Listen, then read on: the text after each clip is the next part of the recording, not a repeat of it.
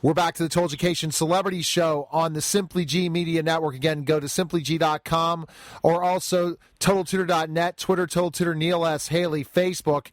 And I guess, Jarrett, this is probably the first time ever you've come on the Celebrity Show, and you're not the celebrity, but I thought because of you being an educator, you will have some fantastic follow-up questions for Michael, our guest. So, Jarrett, how are you, man? I'm doing great, and as always, I'm glad to be a part of any segment of the Total Education Network. Well, absolutely. So I want to welcome the program celebrity Michael Lohan. Michael, thanks for calling. Thank you. Thanks for having me, guys. I appreciate it. Well, absolutely. And I think that ultimately you're out there doing PR now because, Michael, you want to kind of clear the air of what's going on because we see what's going on in the tabloids and I guess the blogosphere and the Twitter sphere that there's certain things going on. So that's definitely why you're out there trying to do interviews to try to kind of clear the air of what's going on, right? Yeah, well, not only that, but you're an educational network, and it's a large part in what I do, with the treatment programs and things like that. But there are a lot of rumors out there, and it's just not right that they're out there. But, it's not only on Facebook and Twitter, but it's in the tabloid magazines, and it's just not right. Absolutely. And so, and we always see these things, and I know not to believe in them. Jarrett knows, but again, we have the low information celebrity fans that see things and say, this is what's going on. So let's go a couple questions, and definitely want to talk about, again, how you're helping people in recovery and all that stuff and educating people in that way. Is it true? Are Lindsay and her reality show being monitored closely by the intimidating Oprah? Is that true? Reported by TMZ. No. Oprah is not intimidating whatsoever. If anything, Oprah is supportive, and she wants Lindsay to do well. Is Oprah going to be very hands-on? Is she going to be, on top of things? Absolutely, especially Lindsay, because she wants Lindsay to succeed. And I think by putting the cameras on Lindsay like she has and giving her this opportunity, it kind of keeps Lindsay on the right path because the cameras are on her all the time. And that's why I have a problem with all these tabloids. They're not there. They don't see what's going on. If Lindsay did something wrong, someone would take a picture. It would be on the reality show. There's no editing going on here. And, it's a shame that people go out there and put these things out there, and there's a stigma that's attached to it. Absolutely. And Jarrett, and you don't believe in those tabloids at all, Jarrett, right? Well, to show you how out of touch I am with the tabloids, I had no idea that there was even a reality show that was even in the planning stages, let alone in the actual filming stages. So there you go, Michael. You're not going to find me looking at the tabloids in the supermarket stand because I was clueless as to this project. Well, I've given up myself. I don't even look at that stuff. The only time I find out about it is when someone calls me and says, Michael, do you know this? Did you hear this? Did you hear that? And based upon what's said, if there's truth to it, of course I'm going to let it slide. But if someone's lying about something, I'm not going to let them just get away with it. It's not right. Everyone needs a voice out there. And it's unfortunate, but after they report these things, they don't go to the celebrity.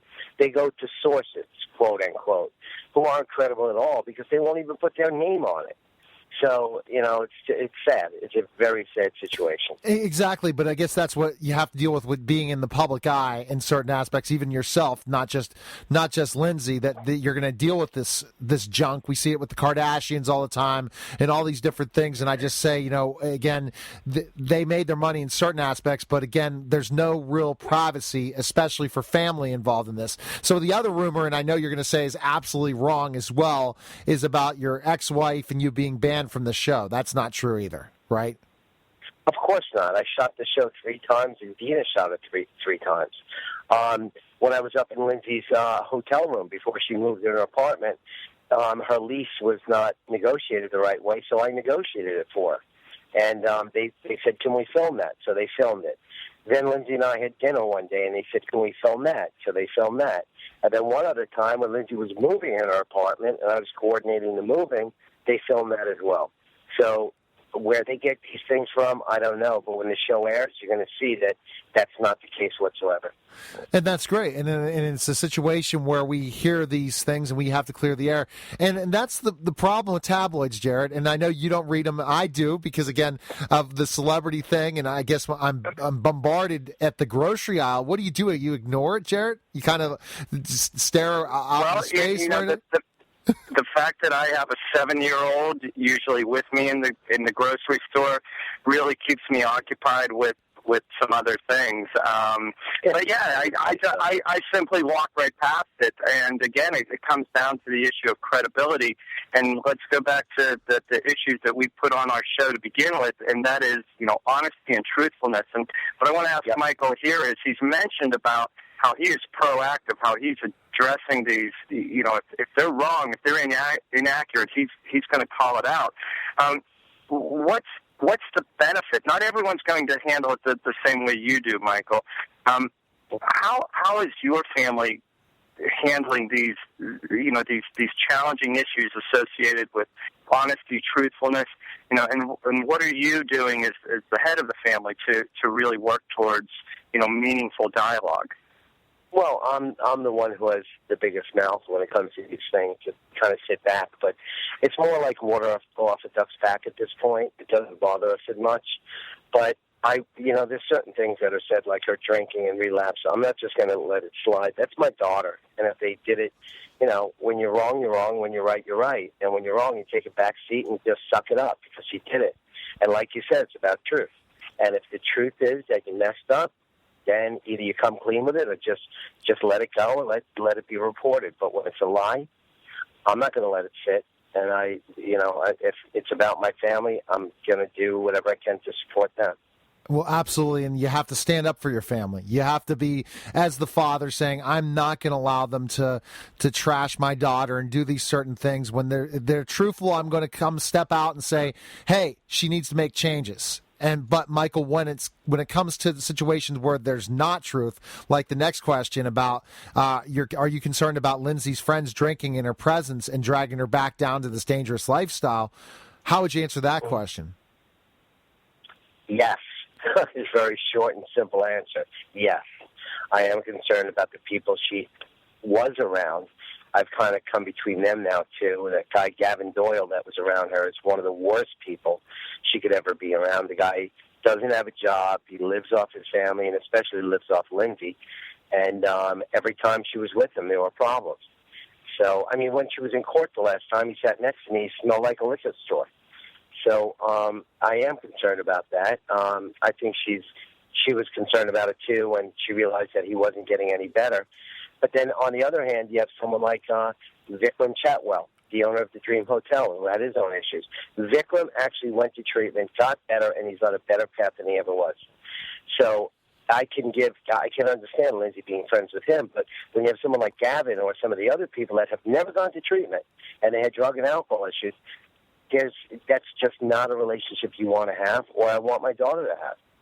Well, absolutely, and that's what you're doing. Again, being the person that's stepping in those situations, so and stopping it before it happens. And Michael, you're looking out for Lindsay's best interest. And see, Jared again is learning a lot about, I guess, the truth. And from what you've heard, Jared, in different, I guess, news media and stuff, not the tabloids, but you see it on TV and all that time, right, Jared? Well, I actually have heard Michael on the radio several times, and the last time I think I had heard Michael was when he was on a local radio station, rock station up here in Pittsburgh. And again, he came across as very sincere. He answered questions honestly, just like Michael's doing right here, and we appreciate that. And these are tough questions, and probably not the easiest interview, but Michael, I want to ask you, if you had a time machine and you could go back and change anything, what would it be if there is anything? But what would it be to make things a little bit different? I would definitely. The biggest part would be the divorce. I would do everything I could to have stopped the lawyers from engaging in the divorce with Dina and I, because they really took it to a new level. Because the divorce is what caused all the issues for Lindsay. And it caused Dina to take sides, and the whole parental alienation thing. I didn't have a relationship with my kids for a couple of years because Dina was Lindsay's manager. It was all about Dina making money with Lindsay, and they didn't need me anymore. But she was afraid that because my relationship with my kids was so strong, that I would lead them away from that. Because I really don't believe that a parent should be involved in a child's business. Be a parent, support them in any way you can, but you don't make money off your kids. You're there for your kids. The kids aren't supposed to be there for us. That's just the way it goes. It's a natural order of things. And the divorce is probably the one thing that I wish I would have changed. But you know what? It happened, and life goes on, and we just have to make it better. And by the grace of God, Lindsay, my son Michael, and I, and Allie are the best of friends. Just got off the phone with my son Michael, spoke to Allie this morning. And Cody's the one having a little difficulty because he still lives with Dina. But I encourage any parents that go through a divorce, do not put your kids in the middle. You should not exercise any kind of parental alienation because you're not hurting each other, you're hurting your kids. That's great to hear, Michael. And I guess current projects that you were talking about before when you just called in, that you were busy helping somebody else, being this recovery expert and helping others and things. You have some upcoming projects that you want to promote, don't you? Well, yeah, it's just, I think it's awareness for people, too. I mean, if anyone can pay it forward or be there for someone who has a drug or alcohol problem, they should encourage them to get into treatment. I just did an intervention for a detox over the phone to get someone into detox, and then another one for treatment. But, there's so much. I worked on Wall Street for most of my life on the floor of the exchange and made hundreds of thousands of dollars a month. I make 1/4 of that now, and I'm so much more happy than I was then because you're really helping people. And the Bible says where the treasure is, there also you will find the heart. And there's so much truth to that. I'm amazed. Again, we're learning about Michael, Jarrett, that we never thought about. You know what I mean? And I guess and it's fantastic to hear again how he's trying to help others. I don't know if you know, but I'm an ordained minister. I actually went to Bible college after my DWI almost 9 years ago, and I became a minister. And I do a lot of the Christian counseling and faith-based work with the treatment centers I work with. Wow, that's something new as well, Jarrett, right? Absolutely. I'd heard Michael speak about that in the past, so certainly I was not surprised at all when Michael was able to share with us the biblical, the scripture component to recovery, redemption. Neil, we go back to the beginning of our show, and we talked about parenting, and there's a redemptive nature to parenting, and correcting your own mistakes as a parent, but also providing Absolutely. guidance. And Michael, you spoke so eloquently about the very advice that we give on our parenting shows, and that is about parents. Parents are there for their children and not the other way around. Right. And that's one of the things that we speak about so much. And we see that in the Bible, with the relationship between Jesus and the followers and God and Jesus. I mean, it's right there clearly stated in biblical terms. Well, it's so important. I mean, the Bible even says about parents leading their children to God and being an example. Now, one thing that's really important is, like you just mentioned, truth and honesty. By parents being accountable and being responsible, holding themselves responsible for different things that they've done wrong, you teach your kids to do that. And kids don't have to. I mean, we should all read the Bible, but at the same time, you can be the Bible or an example of it that no one's ever read. Just by your actions, people will see what kind of a person you are. Absolutely. I so believe that. And making those decisions, having those conversations, Michael, and that's where you show your passion. You're out there helping others, and you're paying it forward in so many aspects, especially you said you made all that money on the stock market and working in that field, and hey, it was good money, right? But you weren't happy. Now you're happy because you're truly doing your life's work. Now, you're also a representative for Aid in Recovery, this rehabilitation center. Tell us a little bit about that. Well, Aid in Recovery is a referral business. What they do is you call into Aid in Recovery, and the number is 855-94-REHAB. And once you get us on the phone, we'll refer you to the great treatment programs that we have, which is Treasure Coast Recovery and the Lucas Institute. But if we can't find a place for you, if it's not right for you, we'll refer you out. On many occasions, people need, we do have a faith-based track, but some people need a real faith-based treatment center, because I believe that if you don't have God in your life, that nothing's going to go right, especially in addiction. And we deal with Teen Challenge a lot, and Teen Challenge isn't only for teens. I actually was staffed there years ago. They're the most successful treatment program in the world, and they don't even charge anything. It's all self-funded. And they have over 800 locations worldwide, and they're just an amazing program. But the ones we have at the Lucas Institute and Treasure Coast Recovery, what they do is they focus more on one-on-one treatment. They don't focus on the addiction, but the trauma and the core issues that lead to addiction and even relapse. So I give them a lot of credit, and I've settled here because I really believe in their program. It's more successful than others. The accommodations are beautiful, and some people say, like a cliffside. Why was Lindsay a cliffside? And why was it so luxurious? Well, the answer is this. You're living in accommodations that you're very comfortable with. You want to stay in the program. But if you're in a room, like a motel room, like most of these programs have, and you're in there with 4 people sharing a room and a bathroom and a little kitchenette, you don't want to be there. It's not comforting.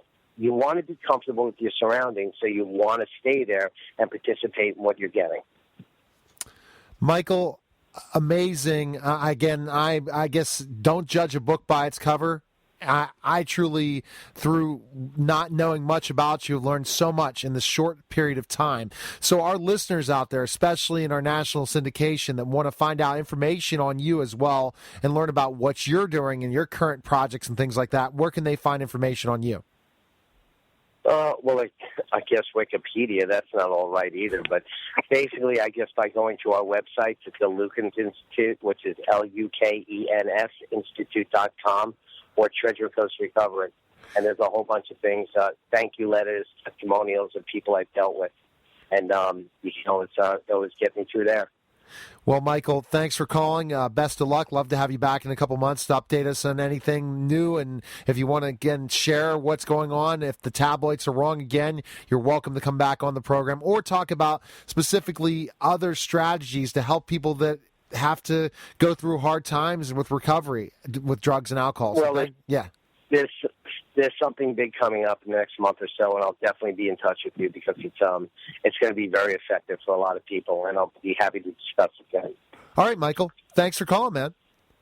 All right, take care. Thank you, guys. God bless you. Have a wonderful day. All right, God bless you too, Michael. Take care. Bye-bye.